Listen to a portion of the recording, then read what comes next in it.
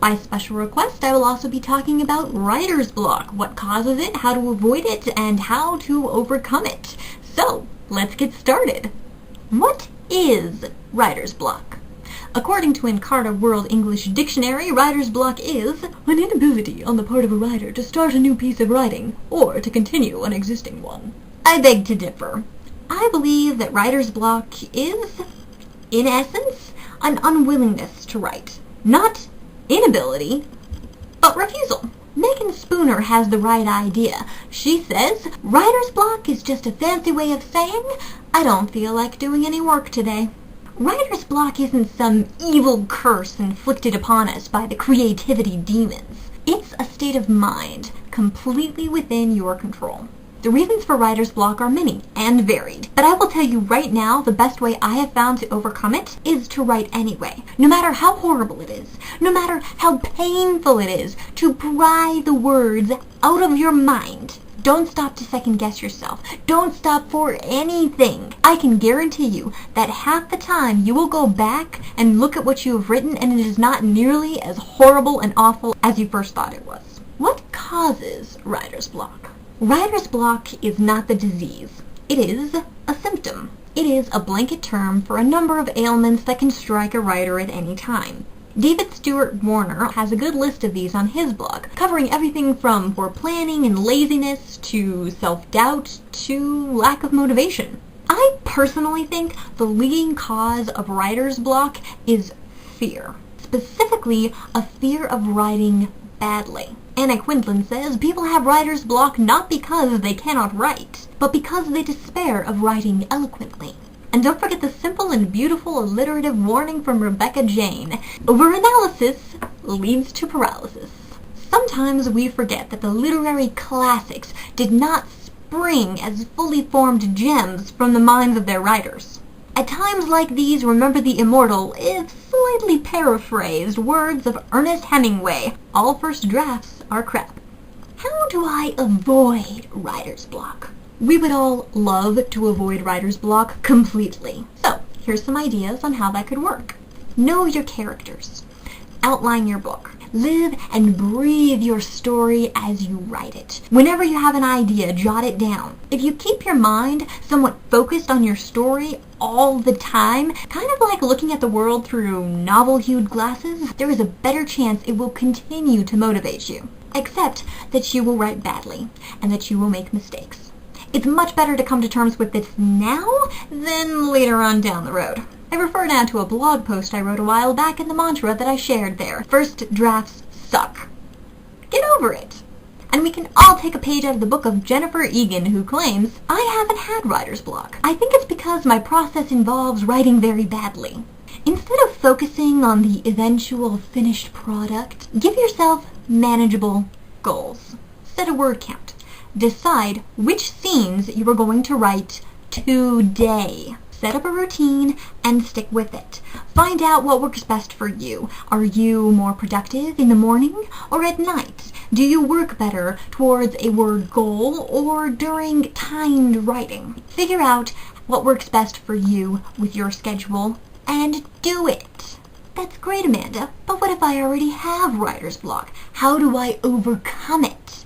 This is, by far, the toughest question to answer. Not because there is no answer for writer's block, or even that it's hard to find. It's because there's so many answers. People's brains all work differently. What works for me might not work for you. Many people say that when they get writer's block, they need to get away from the desk, to go for a walk, to take a shower, to do some reading, just to stop writing. That doesn't work for me. If I go off to do something, I oftentimes will never get back to writing. I get distracted easily because I want to be distracted. But for some people, it really works to clear their heads. First off, you have to identify the root of your problem. Sometimes for me, I get writer's block because I don't know where I'm going. Something about the character or the story isn't quite vivid in my brain, and that can make writing uncomfortable because I don't know where I'm headed. Brainstorming about these particular uncertainties works wonders. Sometimes something needs fixing, and sometimes you just need to embrace an unexpected development instead of fighting it.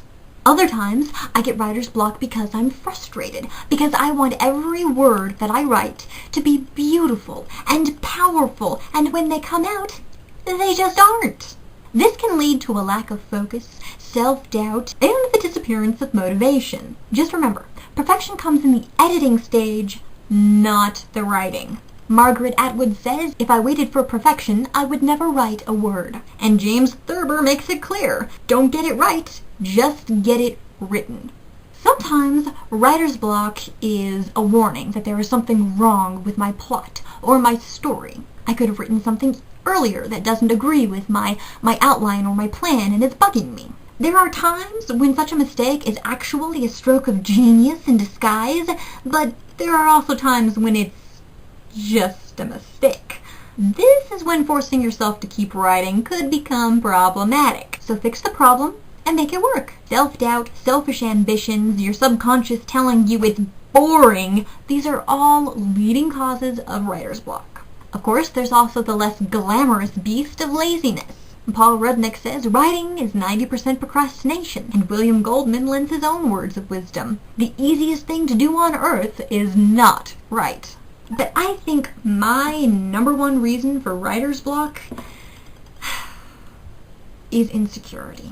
I begin to doubt whether I'm really the writer that I think I am, whether I'm any good, whether I will ever be any good, and whether my dreams of being published will ever come to pass, and it snowballs into this insane avalanche of doubt, of being disgusted with every sentence I try to write because it isn't as powerful as I envisioned. I lose sight of my goal to write 2,000 words a day, and I become intimidated by the big picture.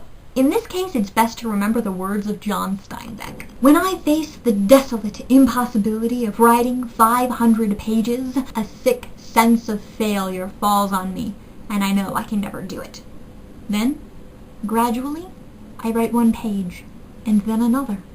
1 day's work is all I can permit myself to contemplate. I think the best tip by far comes from Merlin Mann of 43 Folders. Write 5 words. Literally. Put 5 completely random words on a piece of paper. Write 5 more. Try a sentence. Could be about anything. A block ends when you start making words on a page. I said it in my last writing tip video and I'll say it again. Don't think. Write. I find that trying to get started is the hardest thing for me every single day, and also the easiest way for me to get writer's block. So here are some closing quotes to get you inspired. This is how you do it. You sit down at the keyboard and write 1 word after another until it's done. It's that easy and that hard. Neil Gaiman. A writer is for whom writing is more difficult than it is for other people. Thomas Mann. The art of writing is the art of applying the seat of the pants to the seat of the chair. Mary Heaton Vorse. Alright guys, that's it from me. Go write some more.